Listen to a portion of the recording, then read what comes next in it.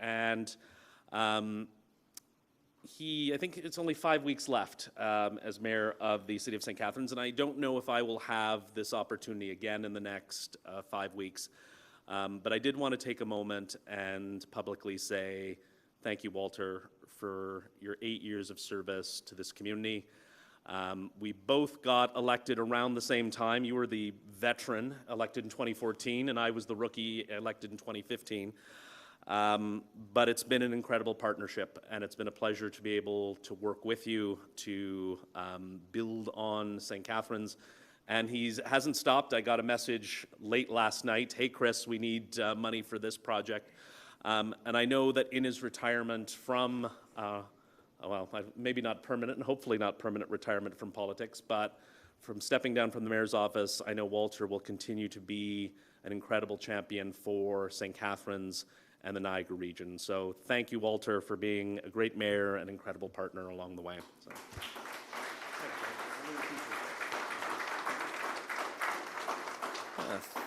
Thank you very much, Chris, and that was very much appreciated, and I've enjoyed our partnership. We've done a lot in our community together, and always for the betterment of St. Catharines.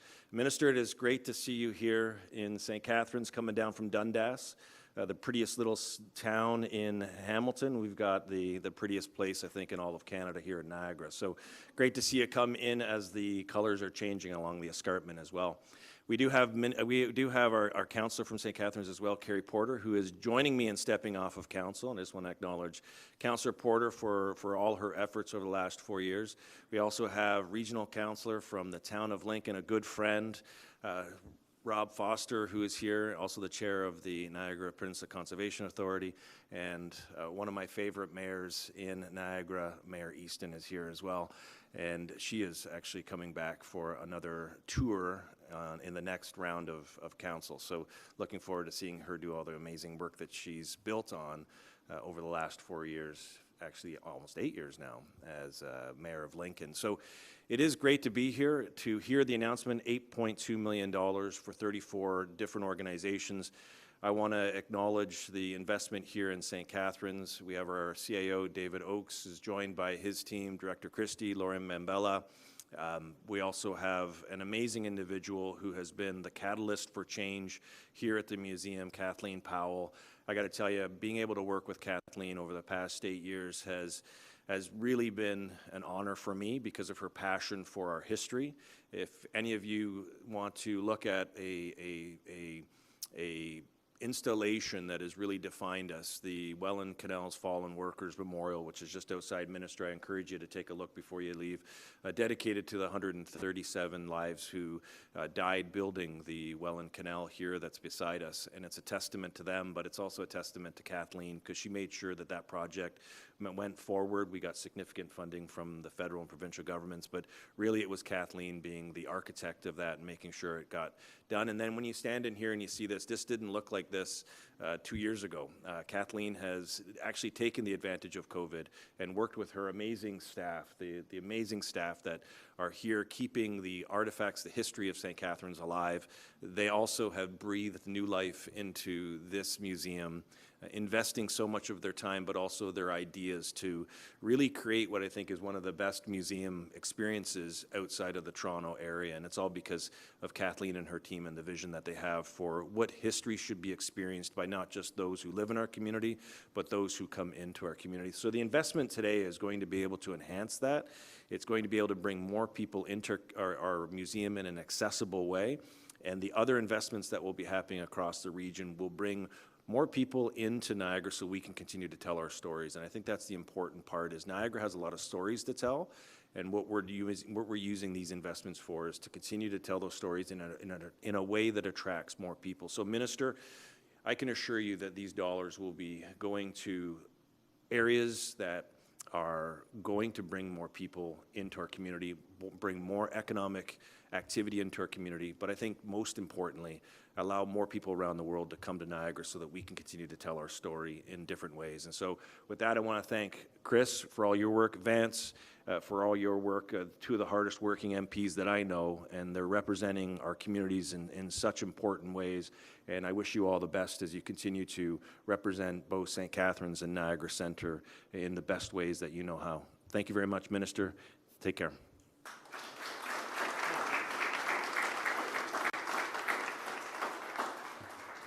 Thank you so much, Walter. And I didn't notice Carrie around the corner there. Carrie also isn't running again, selfishly to my disappointment.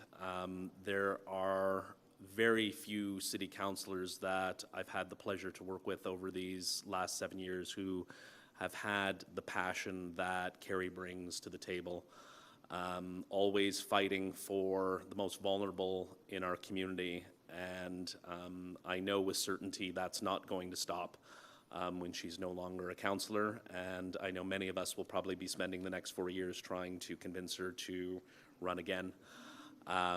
But since I'm the MC and I get to steal the podium and say what I want, I got to meet Carrie in 2014 and was immediately impressed by her passion and her advocacy. There aren't a lot of city councillors who will call up me and say, how do we fix this particular problem? And Carrie is one of those people, be it projects throughout the city, poverty, homelessness, opioids. Carrie is there. Carrie is always advocating, and I know she will continue to do so. So thank you for your last 4 years of service, and I know it may not be on council, but you'll continue to serve St. Catharines and Niagara so well in the years ahead. So thank you so much.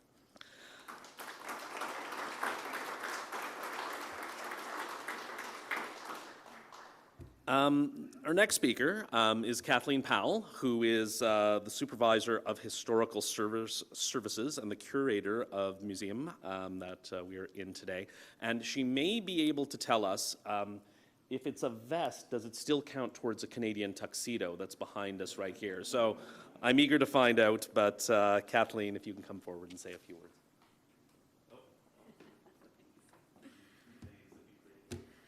Thank you so much, and welcome to everyone to the St. Catharines Museum and Welland Canal Centre. Just before I go on with the words that I've written down, I want to thank you, Mayor Sendzik, for your kind words. It's been a pleasure working with you as the mayor, and hopefully we'll still cross paths as we go forward. But I can't take all the credit. It's my great team. They're all kind of ranged out here in the hallway at the moment who really put this vision into practice. So I thank them as well. So on behalf of the St. Catharines Museum, we want to thank the Ministry and the Canada Community Revitalization Fund for this funding. A few years ago, we embarked on a program to reimagine how we tell the stories of the people who have walked on these lands and built this community. Funding from the Canada Community Revitalization Fund has provided us the opportunity to make that vision a reality. And this that you're standing in here is our first new exhibit gallery as part of that reimagining of those stories. And this gallery is called The Town Growing into Note. And it'll give you just a little taste, a flavor of what this community is all about. It's kind of like a tasting menu when you go to a restaurant. Take a little bit and you'll get an idea of who we are as a community. And then the second gallery, which will be installed just adjacent to this at the end of the year, will tell you more about the history of the 4 Welland canals. And that is part of the funding that we were able to access to be able to do that. These 2 galleries are just the start of our full gallery redevelopment plan that we'll be going through over the next few years. And we're incredibly grateful to be able to move that forward a bit quicker thanks to this funding.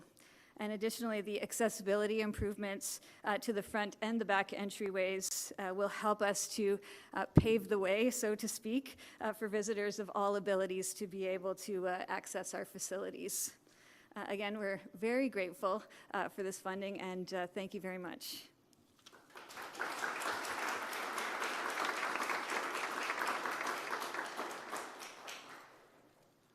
Thank you so much, Kathleen. I'd like to now call Jessica Wilson from Plenty Canada. Please come up and say a few words.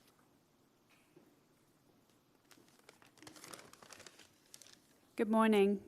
I'm actually not from Plenty Canada. Unfortunately, my colleague Tim Johnson, who was representing Plenty Canada, was unable to be here today. So I'm the Cultural Development Coordinator at the Town of Lincoln.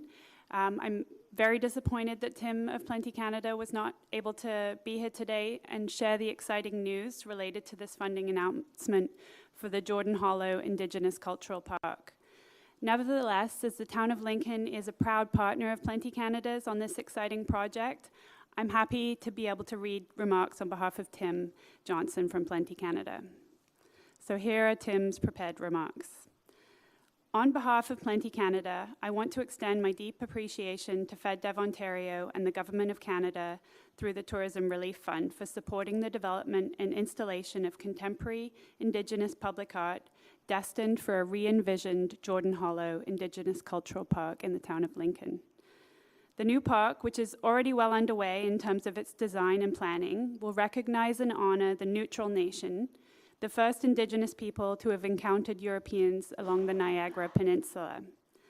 An innovative component of the park will be an art corridor that will feature additional Indigenous public artworks that are added to the site over time.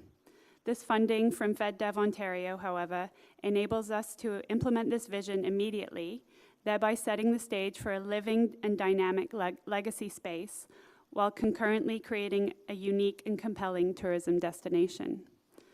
I regret not being able to be with you, but nevertheless want to take this opportunity to sincerely thank the officials who are presiding over today's event. To the Honorables Filomena Tassi, Chris Biddle, and Vance Badaway, and Linda Cousineau, your work in supporting Indigenous organizations and initiatives is steadfast and true to the meaning of the objectives of truth and reconciliation. His Worship, Walter Senzik, you continue to be a great friend and ally to Indigenous peoples. Thank you. And to Kathleen Powell, thank you for supporting this event. Jordan Hollow Indigenous Cultural Park will place upon the Niagara Escarpment, the Bruce Trail, and 20 Mile Creek a special location designed to inspire, educate, and gather together peoples of all backgrounds in a common understanding of our shared history. So those were Tim Johnson's remarks, but I do want to say, as Cultural Development Coordinator at the Town of Lincoln, I'd also like to gratefully acknowledge funding from FedDev Ontario and the Government of Canada for two separate projects that the Town of Lincoln has initiated. The Community Butterfly Garden in our newly developed Rotary Park has enabled us to provide users with naturalized outdoor space whilst advancing green infrastructure. We're also fortunate to receive funding towards the building of a community courtyard at the Lincoln Museum and Cultural Centre as part of our Jordan Village Improvement Project. This project will further our objectives to create a vibrant cultural tourism destination in the Town of Lincoln. So thank you again on behalf of Plenty Canada, our municipality, the Town of Lincoln, and our community for the support of these important projects.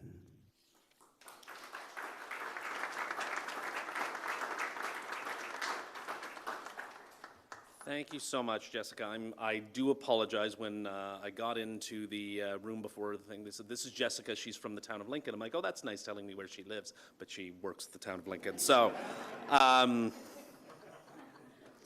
anyways, I just want to say thank you, Minister Tassi, for this exciting announcement. Thank you to all the speakers and everyone who is here to join us. There'll now be an opportunity, and I will pass it over to Edward, who is the press secretary for the minister and who will lead the Q&A. Thank you. Okay, thank you everyone. My name is Eddie, I'm the press secretary to Minister Tassi. We are now ready to begin today's question period. Please state your name and your news outlet that you represent.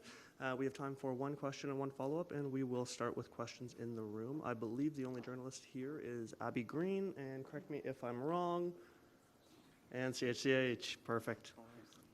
We'll start with Abby. Thanks.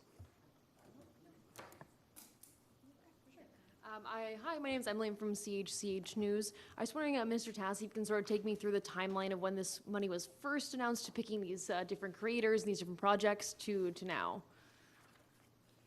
So there were a number of programs that the federal government implemented because we knew that recovering from COVID-19 was going to be challenging. So we have opened these programs up. There are 5, the Jobs and Growth Fund, the Canada Community Revitalization Fund, the Tourism Relief Fund, the Major Festivals Fund, and the Aerospace Regional Recovery Initiative. And all of these were meant to do what both Chris and Vance have talked about, which is provide for a strong economic recovery and create jobs. So the timing of this, it's a 2-year funding time period that the money will be rolled out over. And it was in direct response to the pandemic. So we have a number of applicants that have put in applications. Because of the significant level of amount of funding that these are providing.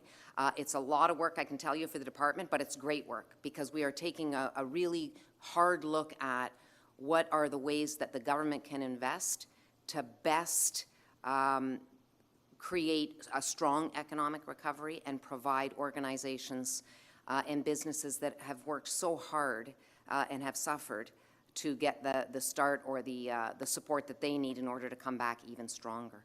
So both the Ccrf and the Tourism Relief Fund are $500 million each over that 2-year period. So just to be clear, sorry, this money is specifically something that was brought out or sort of announced at the beginning of pandemic recovery. Now it's being actually given out? Yes, not right at the beginning, but as the pandemic hit, then it was, okay, how are we as a government going to respond? Through consultations and listening, which I can tell you, you have 2 members here that are very vocal and very, very loud in caucus, and it's responding to the needs. And so these were a part of the 5 programs that were actually COVID-19 support programs. Yeah, and they run for a 2-year period. Sure.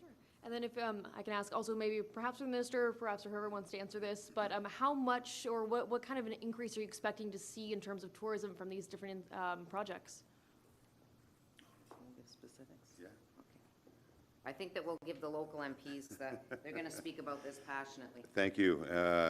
As I said earlier, the Niagara region is a world-class destination, and we were hit quite hard over the last almost 3 years with respect to the pandemic.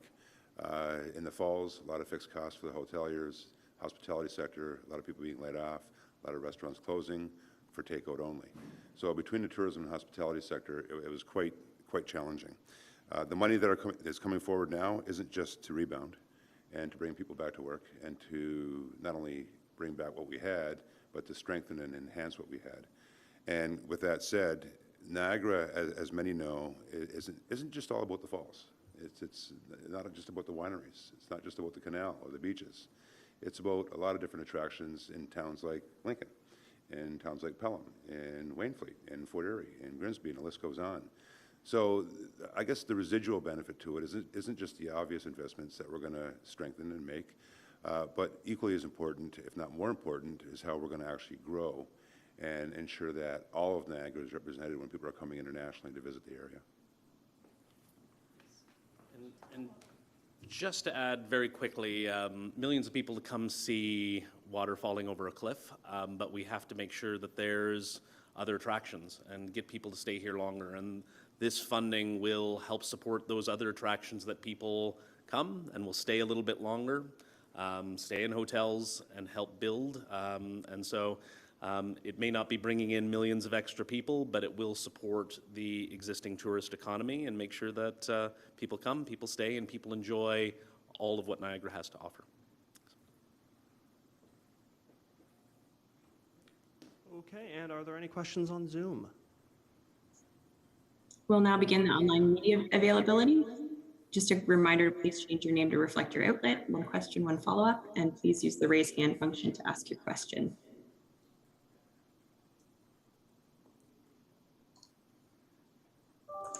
Okay, it looks like there are no questions, so that concludes today's event. Thank you and have a great day, everyone.